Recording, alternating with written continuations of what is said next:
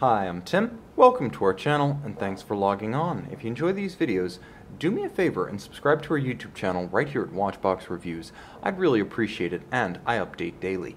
If you like this watch, you can purchase it on thewatchbox.com. Buy, trade, and sell luxury watches on thewatchbox.com. Today we are discussing a wonderful stainless steel and white gold 116234 Rolex Datejust. So this is a timepiece featuring a lot of traits that I happen to prefer in a single reference. The combination of the white gold fluted bezel with the steel case, the Jubilee bracelet with the Datejust 36 proportions, a blue sunburst dial that is luminescent. Not all Datejust dials are luminescent. And then you've got the roulette style date with red odds and black evens. So let's dive right in. This is a timepiece that wears easily on my 16 centimeter circumference wrist. You can see the 36 millimeter case is the traditional Datejust size, and it's suitable for a huge range of wrist sizes. First, because no matter how big your wrist is, it's a Rolex, and a Rolex has gravitas and presence. It doesn't need to be oversized to make a statement. It has that presence, it has that heritage, it has that history. People who know the Datejust and know Rolex don't need to see a giant monolith on your wrist. It's also slim, 36 millimeters across. It's only, if you measure it top to bottom, 11.9 millimeters thick with a generously sloped case flank. It'll slide underneath any cuff.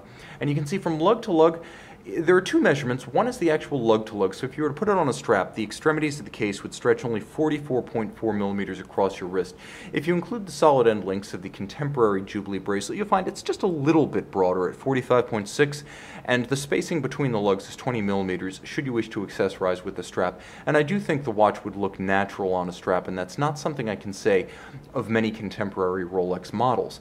The timepiece features the 5-link Jubilee, and in the modern era of Rolex bracelets, even the Jubilee feels tougher and more substantial than it used to. Traditionally the most delicate of the Rolex bracelets, it's also the most comfortable, but you no longer have to worry about stretch or degradation simply because Rolex manufacturing quality is now that good.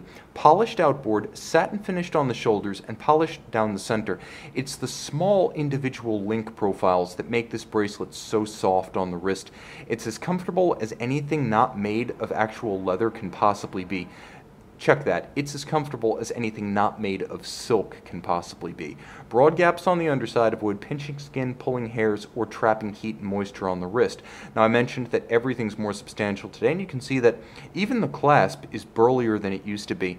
With a crown clasp design integrated into the Jubilee bracelet, you have a little bit of the magic of the Day-Date, as you have the crown clasp profile, with the crown itself being the signifying trait of the partition point. Nothing else visually breaking one side of the bracelet to the other. It's very stealthy, low in profile, and because there's not a lot of massive metal there, it actually avoids desk diving scars fairly well. You can see all links removed by screws. Those which are sizable are sized with screws. We get a little bit closer to the case now, give ourselves some more aperture as we are done with the wrist shots. The timepiece is handsome, and one of the reasons for that is that this generation of Datejust hasn't quite given into the super case contagion that swept the Rolex catalog. There's still a handsome and sensuous compound curvature about this case flank.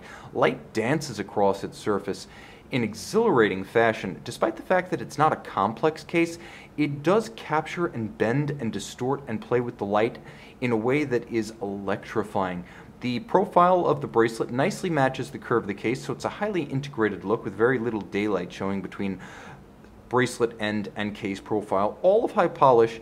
You can see it actually feels and looks right on a discreetly sized watch. High polish doesn't seem garish or flamboyant when the watch in question is a 36. The bezel is faceted and polished like a gem, executed of Rolex's own in-house gray gold. It's an 18-karat white gold alloy that never has to be replated. Unlike regular rhodium-coated white gold, which can scratch through, this cannot. If you scratch it, there's just more white gold underneath. The dial is handsome and a bit exceptional in that not every Rolex Datejust features a loomed dial. Many of them go dark when the lights go out. This one doesn't, so it's got a little bit of a sporty sensibility about it. All of the indices, as well as the hands and the Rolex coronet, are polished and hand-applied white gold. You can see the white on blue printing makes for high contrast and easy reading, and there's a stylized railroad minute and seconds track outboard with small Roman numerals outboard of each of the indices. Now, the roulette date, we should explain this. The roulette date, I'm going to roll through the date change just to make sure we're not in the danger zone before I use the quick set function. And you see we weren't actually in the danger zone. But the roulette date features black evens and red odds. That's why it's called a Rolex roulette date. And of course, it's easy to see underneath the magnification of the Cyclops Eye magnifier system. You'll note superlative chronometer officially certified. Underneath that solid case back is the Rolex manufactured caliber 3135, automatic bidirectional winding, 48-hour power reserve, and very smooth winding, I must say. It features both that quick set date and hacking or stop seconds to synchronize to a reference time. It is a COSC certified Swiss chronometer and thus very precise. And of course, it features robust sports watch style features like a free sprung balance and a full balance bridge for resistance to shock-induced timing deviation, and an overcoil hairspring for resistance to gravitational or positionally induced timing deviation.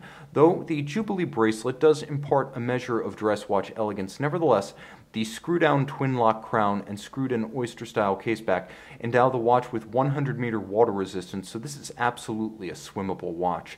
You can see and purchase one of my favorite modern Datejust variants on our website, thewatchbox.com. And we're back with the Rolex Oyster Perpetual Datejust 116234, a watch with a split personality, elegant white gold fluted bezel, Jubilee bracelet in traditional size by day, with automatic winding, full lume, and 100-meter water resistance. The best of both worlds, dress and sport.